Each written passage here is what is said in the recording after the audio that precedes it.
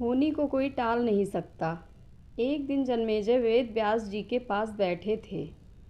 बात बात में जन्मेजय ने कुछ नाराज़गी से वेद व्यास जी से कहा कि जहाँ आप समर्थ थे, भगवान श्री कृष्ण थे, भीष्म पितामह, गुरु द्रोणाचार्य, कुल गुरु कृपाचार्य जी, धर्मराज युधिष्ठिर जैसे महान लोग उपस्थित थे, फिर भी आप महाभारत के युद्ध को होने से नहीं रोक पाए और देखते देखते अपार जनधन की हानि हो गई। यदि मैं उस समय रहा होता तो अपने पुरुषार्थ से इस विनाश को रोकने से बचा लेता।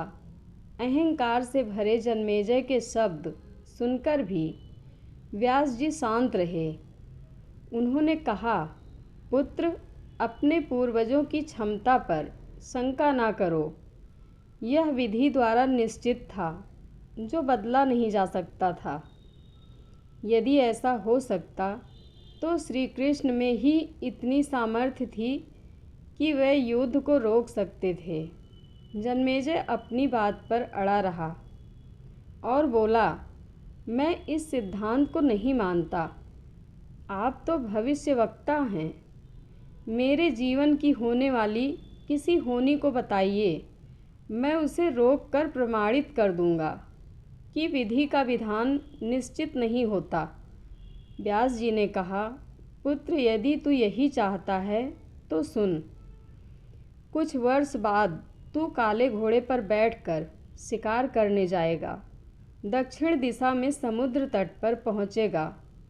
वहाँ तुम्हें एक सुंदर स्त्री मिलेगी जिसे तू महलों में लाएगा और उससे विवाह करेगा। मैं तुमको मना कर रहा हूँ कि ये सब मत करना, लेकिन फिर भी तुम यह सब करोगे। इसके बाद उस लड़की के कहने पर तू एक यज्ञ करेगा। मैं तुमको आज ही चिता रहा हूँ कि उस यज्ञ को तुम वृद्ध ब्राह्मणों से कराना, लेकिन वह यज्ञ तुम युवा ब्राह्मणों से करवाओगे।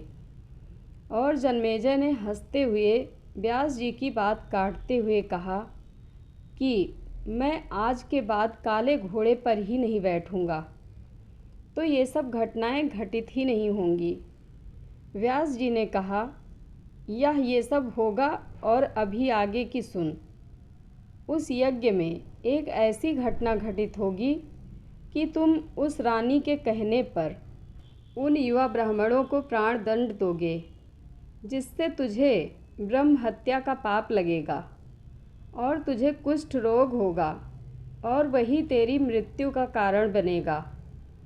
इस घटनाक्रम को रोक सको तो रोक लो। वेद व्यास जी की बात सुनकर जन्मेजय ने एहतियातवश शिकार पर जाना ही छोड़ दिया। परंतु जब होनी का समय आया तो उसे शिकार पर जाने की बलवती इच्छा हुई। उसने सोचा कि काला घोड़ा नहीं लूँगा, पर उस दिन उसे अस्तबल में काला घोड़ा ही मिला। तब उसने सोचा कि मैं दक्षिण दिशा में नहीं जाऊँगा, परंतु घोड़ा अनियंत्रित होकर दक्षिण दिशा की ओर गया और समुद्र तट पर पहुँचा। वहाँ पर उसने एक सुंदर स्त्री को देखा और उस पर मोहित हुआ। जन्मेजय ने सोचा कि इसे लेकर महल में तो जाऊँगा, लेकिन शादी नहीं करूँगा। परंतु उसे महलों में लाने के बाद उसके प्यार में पड़कर वह विवाह भी कर लिए। फिर रानी के कहने से जन्मेजय द्वारा यज्ञ भी किया गया। उस यज्ञ में युवा ब्राह्मण ही रखे गए। किसी बात पर युवा ब्राह्मण रानी पर हंसने लगे।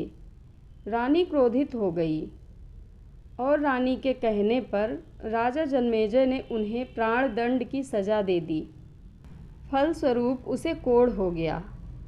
अब जन्मेजय घबराया और तुरंत व्यास जी के पास पहुंचा और उनसे जीवन बचाने के लिए प्रार्थना करने लगा। वेद व्यास जी ने कहा कि एक अंतिम अवसर तेरे प्राण बचाने का और देता हूँ।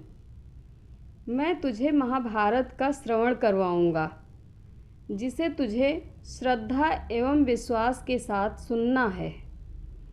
इससे तेरा कोढ़ मिटता जाएगा। परंतु यदि किसी भी प्रसंग पर तूने अविश्वास किया तो मैं महाभारत का वाचन रोक दूंगा और फिर मैं भी तेरा जीवन नहीं बचा पाऊंगा। याद रखना, अब तेरे पास यह अंतिम अवसर है। अब तक जन्मेजय को व्यास जी की बातों पर पूरा विश्वास हो चुका था, इसलिए वह पूरी श्रद्धा और विश्वास से कथा श्रवण करने लगा। लेकिन व्यास जी ने जब भीम के बल के वह प्रसंग सुनाए जिसमें भीम ने हाथियों को सूंडों से पकड़कर उन्हें अंतरिक्ष में उछाला, वे हाथी आज भी अंतरिक्ष में घूम रहे हैं, तब जन्मेजय अपने आप को रोक नहीं पाया और बोल उठा कि ये कैसे संभव हो सकता है, ये तो गप्पे लगती हैं।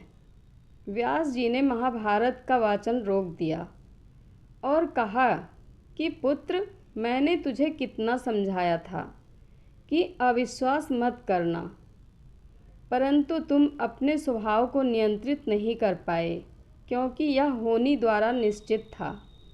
फिर व्यास जी ने मंत्र शक्ति से आवाहन किया और वे हाथी पृथ्वी की आकर्षण शक्ति में आकर नीचे गिरने लगे। तब व्यास जी ने कहा, यह मेरी बात का प्रमाण है। जितनी मात्रा में जन्मेजय ने श्रद्धा विश्वास से कथा श्रवण की, उतनी मात्रा में वह उस कुष्ठ रोग से मुक्त हुआ, परंतु एक बिंदु रह गया और वही उनकी मृत्यु का कारण बना। हमारे जीवन का नाटक परमात्मा के द्वारा लिखा गया है, इसलिए होता वही है जो प्रभु चाहते हैं। कर्म हमारे हाथ में है, लेकिन उसका फल विधि के हाथों में ही है।